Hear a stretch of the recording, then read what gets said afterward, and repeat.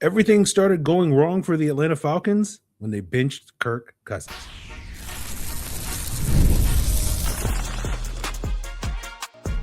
You are Locked On Falcons, your daily Atlanta Falcons podcast.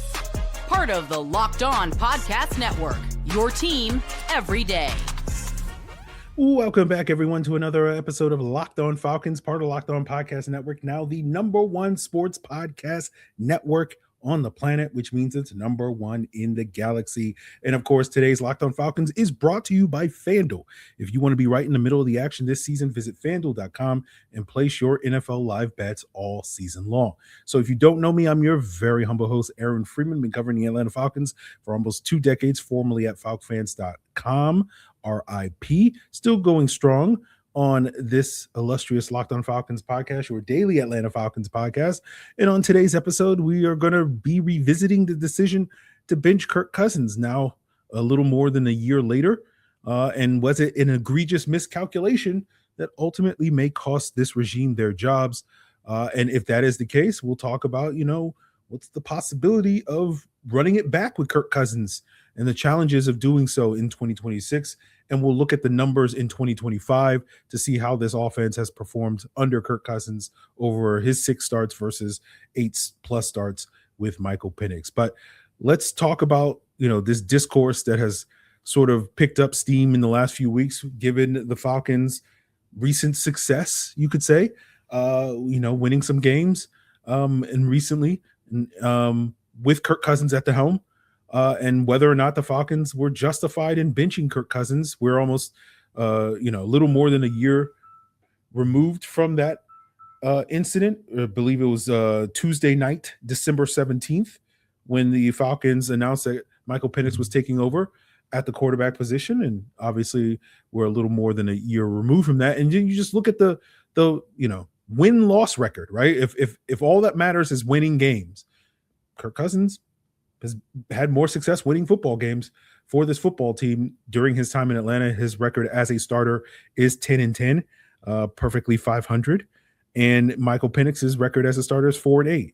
It'd be 4-7 if you don't count the Carolina game, which for most of today, we're not going to count the Carolina game this past year where he got injured. Although the Falcons were winning the game when Penix did get hurt at that point. So maybe it would potentially be 5-7 instead. But, we talked about this at the time when the decision was being made to bench Kirk Cousins, which was you were less likely to get the year 2 bump that you needed from this offense going into 2025, going with a first-year starting quarterback with Michael Penix, right? You were much more likely, as we've seen throughout history with the Atlanta Falcons and with so many other teams, that you get a bump in year 2, right? The second year in the offense is typically better than the first year in the offense.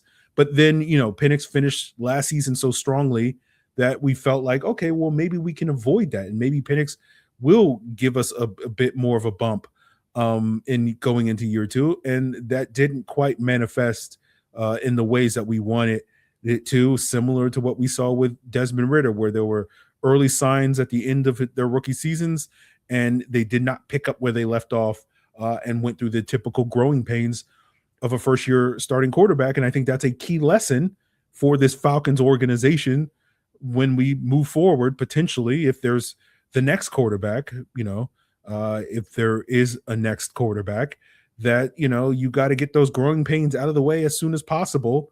And you can't go into a make or break season as the Falcons did in 23 with Ridder and this past year with Michael Penix with a first-year starting quarterback. Now, this, to me, is a core reason why I think the Falcons should potentially move on from Michael Penix after this season, especially if you are going to hire a new regime to take over for Raheem Morris and company.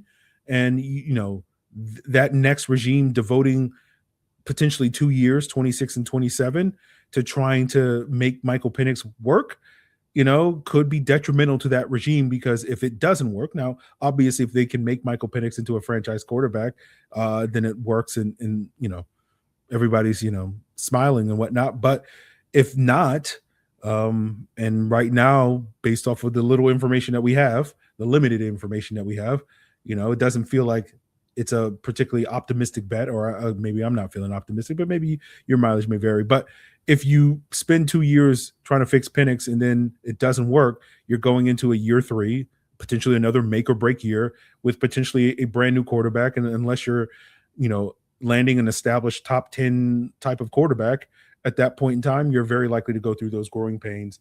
And so hopefully the Falcons can avoid that. But we'll worry about that in the future. Let's get back to whether or not the Falcons should have benched Kirk Cousins. I said this when the Falcons signed Kirk Cousins, that you were basically going to get a better version of Kirk Cousins in 25 than you would get in 24 coming off that Achilles injury, because we know that players are typically better, 2 years removed from that injury than they are a year removed from that injury. And then, of course, the Falcons complicated that issue by drafting Michael Penix, because if they couldn't walk the tightrope of getting Kirk Cousins to play well in his first year coming off of that Achilles, there would absolutely be a push for Michael Penix, and we saw that come to fruition last year. But obviously the Falcons kind of built in, 100 million reasons, right, in terms of the guaranteed money, why they wouldn't pivot off of Kirk Cousins. But nonetheless, they still pivoted off of Kirk Cousins. And, I think in hindsight, it's very fair to question that decision, right? Now, obviously the Falcons could not foresee Michael Penix being injured, but when they made the decision to bench Kirk for Penix, and I'm not necessarily saying it was definitely the wrong decision, right? Because at the time, they had plenty of reasons to justify that decision, given the way that Kirk was playing at that time, and thinking that, in order to save their 2024 season, Penix was a better option at that point in time. But going into 2025 with no competition at that position, and not suggesting that a competition would have been worthwhile or anything like that, it's debatable. I'm not a big fan of quarterback competitions, particularly with young quarterbacks, just because they need the reps, and splitting reps, I don't think is beneficial. But, the main issue is that this regime went into this offseason and this season basically convinced that Michael Penix was going to make this offense better than what it would have been with Kirk Cousins. And so far, the answer, they haven't delivered on that. And it goes back to the thing you've heard me say dozens, if not hundreds of times now with this regime, is that they talk the talk, but when it comes to walking the walk, they don't often walk the walk. They don't deliver on the promises that they make. And I think that missed promise in terms of being able to deliver a more successful version of this offense under Michael Penix ultimately should and will cost them their jobs, right? Because the Falcons are heading into 2026 without a clear-cut answer at that quarterback position, given Penix's injury, given the concerns, the potential of moving on from Kirk Cousins. But, it raises the question of, is Kirk Cousins potentially the answer, right? If he finishes out this 2025 season at a high level, could he be the answer for the Falcons in 2026? And the Falcons could just basically say, oh, let's get a do-over and let's run it back with Kirk Cousins. And I think the answer is no, but I'll explain why I don't think they can run it back with Kirk Cousins as we continue today's Locked On Falcons. So Sundays move fast, and, one big play can change how a game feels. And with FanDuel, our proud sponsor today, they're the place to go where you can react in real time and place bets as the action unfolds. Every drive, every momentum swing, every highlight moment, the live spreads and money lines adjust instantly on FanDuel. Player props update as guys heat up, and you can bet the next result, whether it's going to be the next touchdown scored, what is going to happen on this next drive. It keeps you locked into every snap, every drive, every possibility. So if you want to be right in the middle of the action this season, make sure you visit FanDuel.com or download the FanDuel app and place your NFL live bets all season long. FanDuel, the game moves fast, and so can you. Now, have your health or family needs changed lately? Well, Georgia's got you covered. Georgia Access is our state's marketplace for Georgians to compare, apply, and enroll in health insurance plans that offer the best value for their individual needs. Open enrollment is happening right now through January 15, 2026. So visit georgiaaccess.gov today. Georgia Access, health insurance for Georgia by Georgia. And want to thank you guys once again for making Locked On Falcons your first listen each and every day. You, the everydayers, are the reason why Locked On Falcons and so many other shows across the Locked On Podcast Network have made this network number one in the galaxy among sports podcast networks. And if you want to level up your everydayerness, why not join the Everydayer Club, just launched here this past month, where you get an ad-free version of Locked On Falcons. You get access to a Locked On Podcast Network Discord, Locked On Podcast Network merch store, as well as other perks for just $5 a month, $50 a year. And if you want to find out more information and all the perks you get, make sure you check out the link in the description below at lockedonfalcons.supercast.com. Now, the question is, can the Falcons run it back with Kirk Cousins in 2026? And the biggest obstacle against that is going to be money, because Kirk's 2026 cap hit is nearly $60 million. This is going to be about $57.5 million, sixth highest among current quarterbacks heading into next year. According to overthecap.com, the Falcons are heading into next year with less than $1 million in cap space entering 2026. And then when you factor in, the need to fill out your roster and sign your rookies, i.e. effective cap space, the Falcons are about $11 million over. So the Falcons are going to have to, clear cap space heading into the offseason. And cutting Kirk is perhaps the easiest way to do so. If you make him a pre-June 1 cut, the Falcons will save about $22.5 million in salary cap next year. If you make him a post-June 1 cut, you'll save $35 million, so more money. However, if you make him a post-June 1 cut, that money doesn't kick in until June, right? And those savings don't really do you any good in June, because there's going to be nobody really worth signing in June that you need that money in March. So as I've stated before, it makes the most sense for the Falcons to cut him in March and save the $22.5 million. And that also benefits you because it clears his dead money off your salary cap in 2027. If you wait till post-June, you'll be still carrying dead money from Kirk Cousins in 2027. And so essentially, you turned in a 2-year and then off-ramp into a 4-year sort of situation. So now, the alternative to cutting Kirk, especially in a world if the Falcons deem, hey, Kirk would be our best option to compete in 2026, is to restructure Kirk's contract. And you can save a similar amount that you would by cutting him, around $22 million, by doing a restructure. And if you got creative with adding void years to maximize the cap savings next year, you could save potentially upwards of like $35 million in salary cap next year. So you would get those post-June 1 savings in March with a restructure. Now, obviously, the downside of doing a restructure is that you just are kicking cap dollars down the road, right?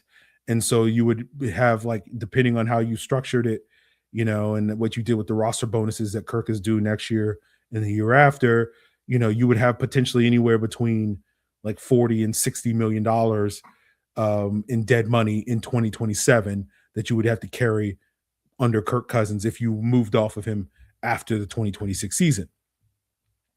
Now, I think in order to get to a place where keeping Kirk is a legit option, I think you'd have to fire this coaching staff, right? I just have a hard time seeing, Kirk reconciling things with the current regime and being like, yeah, I'll come back in 2026 and play for Raheem and Zach and all of them. Instead, I would imagine the scenario would need to be you bring in a new coach, and that coach has familiarity with Kirk. Excuse me. And the two obvious examples would be Klint Kubiak and Kevin Stefanski, right? Both of those guys have worked with Kirk in the past in Minnesota. Kubiak was Kirk's offensive coordinator in 2021 and quarterbacks coach for several years there in Minnesota.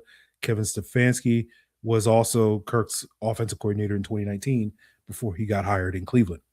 Now, Kubiak is going to probably be one of the hottest names in this year's coaching cycle, currently the Seattle Seahawks offensive coordinator.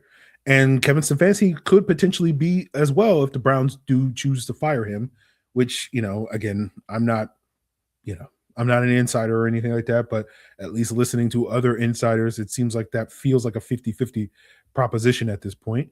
And so we'll see if the Falcons can land a big fish like that. But obviously, when we're talking about the quarterback position, ownership is always going to have a say in this, right? And I think certainly in a world where Arthur Blank deems that this Falcon team is close to competing to the playoffs, and there are plenty of reasons to think that, whether you agree with them or not, if you're a humble host of a podcast, um, that will maximize or increase the odds that the Falcons will try to run it back with Kirk Cousins, because again, it potentially raises the floor for this football team. Now, I do think, to be clear, I do think if I was a betting man, I would bet that the Falcons are going to cut Kirk. And if you hire new coaches, I would bet against the Falcons hiring someone like Kubiak or Kevin Stefanski. And then I think, any alternative options, trying to force those guys to kind of make it work with the team that has already been built, I think does a disservice to that new regime. I think they need to have the leeway in the runway, assuming that you're hiring both a new head coach and a new general manager, to build the team how they want, as opposed to being like, well, you got to make it work with Kirk and or make it work with Michael Penix. Now, if you keep the current coaches, to me, it's kind of a quid pro quo sort of situation, something for something, where even though I think Kirk would absolutely potentially help save jobs in 2026 by giving you your better chance potentially of winning and making the playoffs in 2026 if he's your starting quarterback for 17 games. I do feel like this year, Kirk being a good teammate and not making a stink about being here and being a backup here, that quid pro quo is like, okay, well, Kirk, you be a good teammate and we'll give you your release after the season. That's the assumption I've been making, that how that's going to play out. The Falcons are going to release the hostages when it comes to Kirk Cousins in his future in 2026. And I assume Kirk, I think there's a path for Kirk, if he is cut, to come back to Atlanta if his market isn't as robust as he hopes it is. But I think if he continues to play well, or play decently, again, I don't want to make it out to seem like Kirk is playing like an elite level, but play decently down the stretch, I think there will be opportunities for Kirk to find jobs elsewhere this offseason. So we'll see on that front. And it could be rejoining Klint Kubiak or Kevin Stefanski if they get hired in other jobs in the future. So we'll see on that front. But, I think it's worthwhile to look at the numbers to sort of see how much better the offense has been under Kirk versus Penix. It's not night and day different in certain areas, but it is different in certain areas. And we'll break that down as we wrap up today's Locked On Falcons. Now, car shopping should feel exciting, not confusing. And with Car Gurus, our proud sponsor, you get the confidence that you deserve. They cut through all the noise so you can actually see the best deals on the cars you want. Because when it comes to that big purchase, you deserve the best deal. And Car Gurus makes the whole process simple by giving you real information, real deal ratings, and more listings than anyone else so you can shop the way you want. I'm certainly in the market for a new car in 2026, and I know the first place I'm going is Car Gurus. Their deal ratings and filters let me compare cars quickly and find the right fit for exactly what I'm looking for, and the price drop alerts will help me save if the car I'm watching becomes a better deal. Car Gurus connects you with trusted dealerships for a transparent and hassle-free buying process with over 4 million listings and the most of any major online automotive marketplace. You'll always find the best deal. Shop the way you want with the tools, data, and unbiased deal ratings that make it easy. Buy or sell your next car today at cargurus.com. That's CARGURUS.com, cargurus.com.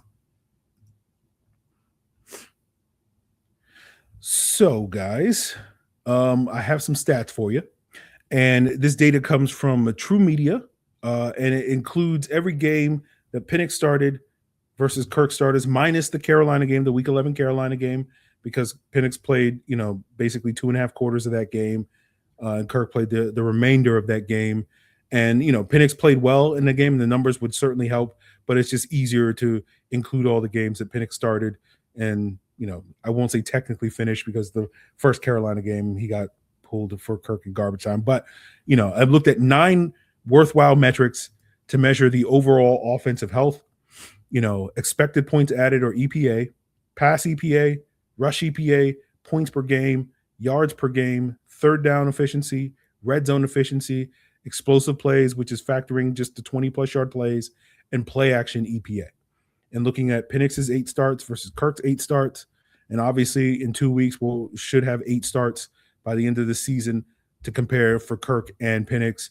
And then we can probably get into the nitty-gritty of how things looked in the Carolina game to really parse it out, to have an even footing, 8.5 games between both of these guys. But if you look at how the offense performed under Kirk, they have been better in 5 out of those 9 metrics, right? And pass EPA, the Falcons under Kirk have been 17th versus 23rd under Penix.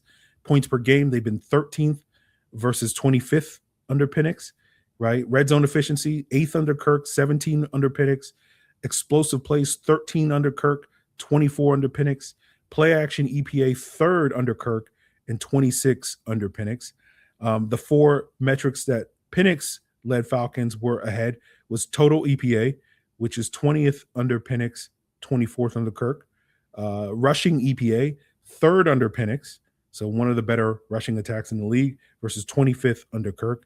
Yards per game is 12th under Penix, 17th under Kirk, and third down efficiency, 26th under Penix and 31st under Kirk. Now, it's worth noting that the play action EPA, the big disparity, 3rd versus 25th, right? Penix's last 2 starts against the Patriots and Colts, the Falcons were also 3rd in EPA on play action in those 2 games as well.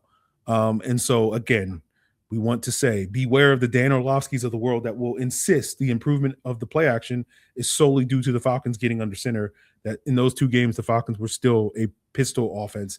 And so this is more a continuation of the offense than it is, a complete, revamp of how they operated and whatnot. So, in general, those last 2 games against the Patriots and Colts, there was an uptick in the performance across several of these metrics with Penix as well.